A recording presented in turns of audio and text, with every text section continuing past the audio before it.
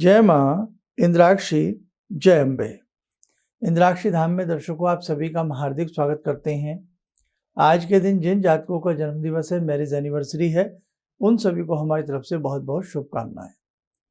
आज हम घर के ब्रह्म स्थान के बारे में आपको बताएंगे। जब भी आप कोई नया भवन खरीदते हैं या बनाते हैं, अपने घर में ब्रह्म स्थान का खास ध्यान रखें, नहीं तो बहुत बड़े बड़े नुकसान, बहुत बड़ी हानि आपको उठानी पड़ सकती है। ब्रह्म स्थान किसे कहते हैं पहले भी बता चुके हैं, लेकिन आज ध्यान से पुनः सुनिएगा। बहुत लोगों की दोबारा से इस सब्जेक्ट को लेकर के जानने की इच्छा थी। ठीक है, तो आपके घर में ब्रह्म स्थान कहाँ है, आइए सारी बातें आपको बताते हैं। उससे पहले आज का हम पंचांग देखते हैं। 7 जून सन 2022 दिन मंगलवार, ज्येष्ठ मास शुक्ल पक्ष, संवत 2079। तिथि आज सप्तमी है, लेकिन सुबह 7:57 तक सप्तमी है। उसके बाद अष्टमी प्रारंभ हो जाएगी। अभी सुबह के 7 बजे हैं। नक्षत्र पूर्वा फाल्गुनी, राहु काल 3 से 4:30, दिशा शूल उत्तर दिशा। हर घर में ब्रह्म स्थान होता है, चाहे आप फ्लैट में रहते हैं, कहीं भी रहते हैं, उसी हिसाब से आप अपने घर के ब्रह्म स्थान को समझ लें। कैसे? आपका प्लॉट की जो लंबाई चौड़ाई है, उसके 3 बराबर हिस्से कर दें। कितने? 3। और बीच वाला जो हिस्सा होता है भवन के मध्य का, वो आपका ब्रह्म स्थान होता है।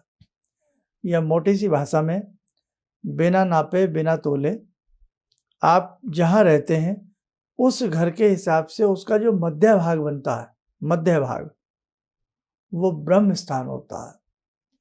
और ब्रह्म स्थान की एक बहुत बड़ी विशेषता और मैं आपको समझा दूं, आपको समझ में आ जाएगा। हमारे शरीर में जैसे हमारा हृदय काम करता है, हृदय रुक जाए जिंदगी रुक जाती है, ऐसे ही काल पुरुष के रूप में जो घर का मध्य भाग होता है वो हृदय कहलाता है। घर के मध्य भाग में ब्रह्म स्थान में भूल कर भी कोई वजनदार चीज ना रखें। कोई पिलर, कोई खंबा, कोई स्तंभ भूल कर भी ना बनाए। बेचैनी बढ़ेगी, हानि बढ़ेगी, धन का नाश होगा, शरीर में स्वस्थता नहीं रहेगी। दूसरी बात, इसी ब्रह्म स्थान पर घर में बहुत लोग क्या करते हैं, वो स्थान कई बार पानी का बना लेते हैं, कई बार उस हिसाब से वहाँ किचन आ जाती है, झूठे बर्तनों का वास बन जाता है। कुछ लोग भूल से वहाँ डस्टबिन, कूड़ा करकट आदि रख देते हैं। कुछ लोग जीना चढ़ा देते हैं ब्रह्म स्थान से ऊपर की तरफ, बिल्कुल गलत है। ध्यान रखना, जिस घर में ब्रह्म स्थान स्वच्छ नहीं, यानी कि हृदय का स्थान आपके घर का, एक सिर, पांव, ऐसी पूरा वास्तु पुरुष के हिसाब से डिजाइन बन जाता है, और उसमें कहाँ उसका हृदय है, कहाँ उसके पांव हैं, पूरे वास्तुशास्त्री देख लेता है अपनी निगाह से। लेकिन ब्रह्म स्थान जो होता है वो हृदय स्थान होता है। तो यदि आपने भी ऐसी कोई भूल की हो, अपने घर का अंदाजा तो लग ही जाता है, भले ही आप चाहे उसको नापे तोले ना, लेकिन अंदाजा लग जाता है मेरे घर का ये ब्रह्म स्थान है। वहाँ पर कोई ऐसा गटर, गंदगी का स्थान ध्यान रखना, और कोई भारी स्तंभ या कोई भारी ट्रंक, पेटी, कोई ऐसी चीज वहां मत रखना। अब ब्रह्म स्थान में क्या किया जाए? कोशिश की जाए कि ब्रह्म स्थान स्वच्छ बनाया जाए, स्वच्छ रहे, खाली रहे। आपको याद है, अब तो ऐसे भवन नहीं बनते, लेकिन यदा कदा आज भी हमारे छोटे स्थानों में, छोटे क्षेत्रों में आज भी सूझबूझ के साथ ऐसे भवन बनाए जाते हैं। क्या आपने देखा, पहले भवन बनते थे, ऐसे बना, ऐसे बना, ऐसे बना, दरवाजा आ गया, और बीच का जो स्थान होता था वो खाली होता था। ऐसे ऐसे रूम होते थे चारों तरफ, और बीच का ब्रह्म स्थान खाली रखा जाता था, और ब्रह्म स्थान के ऊपर बिल्कुल रोशनी आती थी, या वहाँ पर कोई जाल वगैरह लगा दिया जाता था। उन घरों की आबो हवा, उन घरों में रहन सहन बड़ा स्वस्थ तरीके से हुआ करता था। या ज़्यादा से ज़्यादा अगर बहुत बड़ी कोई ऐसी बिल्डिंग होती थी, बहुत सारे लोग भी पहले 10-10 परिवार एक उसमें रहते थे, हवेली के अंदर, हवेलियाँ कही जाती थी पहले। तो बीच में वहाँ तुलसी का पौधा लगा दिया जाता था सुंदर तरीके से। आज भी बहुत लोग ऐसे करते हैं, घर के ब्रह्म स्थान में तुलसी का पौधा रखना, क्योंकि घर के ब्रह्म स्थान की पूजा होती रहे।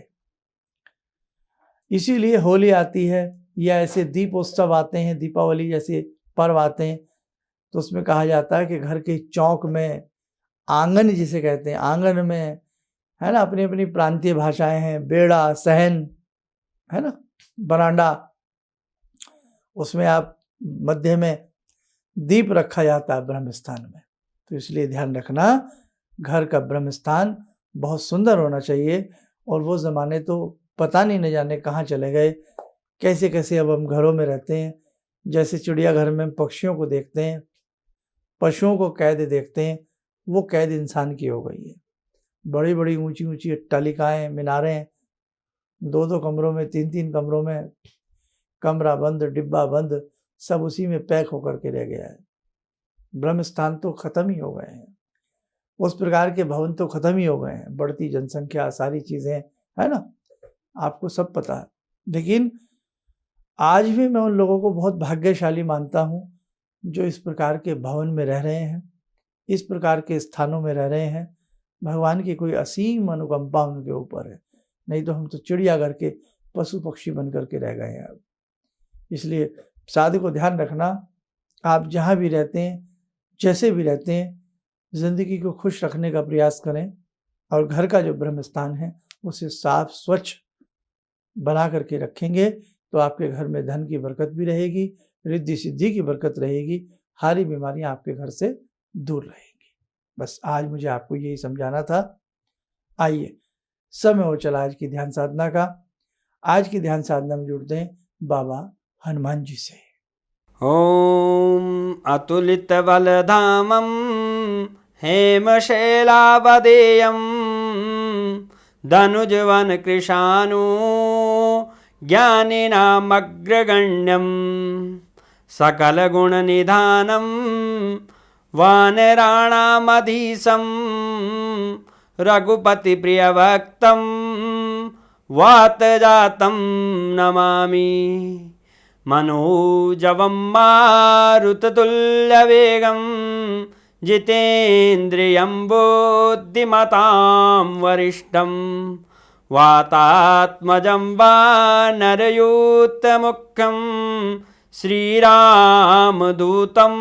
शरणं प्रपद्ये। श्रीरामदूतं शरणं प्रपद्ये। रामाय रामभद्राय रामचन्द्राय वेदसे श्रीरघुनाथनाथाय सीताया पतये नमः। श्री हनुमंताय नमः। कवच बना लें, ध्यान करें, बाबा हनुमान जी का शुभ आशीष हम सबके ऊपर बरस रहा है।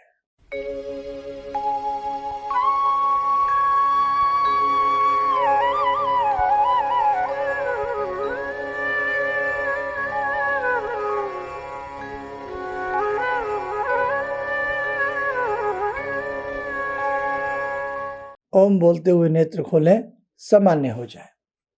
देखो साधकों, बहुत सारी चीज़ें हैं जो आपके संग शेयर करनी है, मुझे समय समय पर बतानी है। आप जुड़े रहिए, औरों को भी जोड़ने का प्रयास करें। और काठमांडू में जैसे हमने बताया था, जो भी नेपाल में या काठमांडू में या उसके आसपास के परिजन हैं, देखने वाले हमारे साधकगण हैं, तो वो वहाँ के हम सेमिनार में आपको इनवाइट करेंगे। उसके लिए आप अपना नाम नंबर हमारे संस्थान में लिखवाते रहें, और बाकी कहाँ आना है, कब पहुँचना है, वो सारी जानकारी हम देंगे।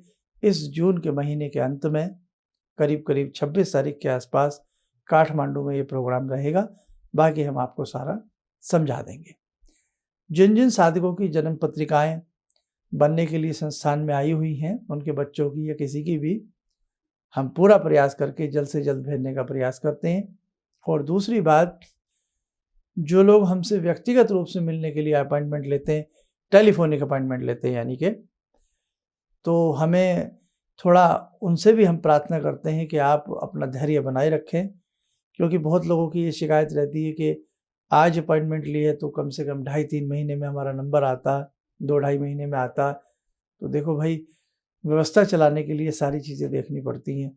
बस आपका ये प्रेम, और उन लोगों को भी मैं बहुत बहुत धन्यवाद देता हूँ जो हमसे जुड़ते हैं, 2-2 महीने कॉल अपॉइंटमेंट का इंतज़ार करते हैं, फिर उनकी हमसे बात होती है। तो चाहे जन्मपत्री पेपर के लिए रूप में आप हमसे जुड़ते हैं, चाहे कॉल अपॉइंटमेंट के रूप में आप जुड़ करके इतना लंबा वेटिंग में आप हमारा इंतज़ार करते हैं, फिर हमसे बात करते हैं, आप सबका तहे दिल से, एक हृदय की गहराइयों से बहुत बहुत धन्यवाद। आप जुड़े रहें, यूं ही आपका प्रेम हमें मिलता रहे, और हम भी पूरा प्रयास करेंगे, जितना हमसे हो सकता है हम अच्छे से अच्छा आपको बताने और समझाने का प्रयास करेंगे। आप स्वस्थ रहें, सुखी रहें, इन्हीं शुभकामनाओं के साथ हम अपनी वाणी को विराम देते हैं। जय जय अम्बे। भगवान से जुड़ो, और भगवान को से जुड़ने का जरिया आपने बताया, बहुत अच्छा लगा, बहुत धन्यवाद। और सनातन धर्म को जिंदा रखने के लिए आप जो प्रयास कर रहे हैं बहुत सराहनीय है। हम लोग को मौका मिला है, हम लोग भाग्यशाली हैं जो आपके करीब आने का हम लोग को मौका मिला है। किसी भी समस्या के समाधान के लिए मिले प्रसिद्ध हस्तरेखा एवं वास्तु विशेषज्ञ प्रोफेसर धर्मेंद्र शर्मा जी से। नोट: शिविर में भाग लेने हेतु एवं व्यक्तिगत रूप से मिलने के लिए कॉल करने का समय सुबह 10 बजे से शाम 6 बजे तक। हमारे विभिन्न ज्ञानवर्धक कार्यक्रम देखने के लिए आप हमें अभी सब्सक्राइब करें, बेल आइकन को प्रेस करें ताकि आप देख सकें हमारा कार्यक्रम सबसे पहले। और अधिक जानकारी के लिए फेसबुक पेज को लाइक करना न भूलें।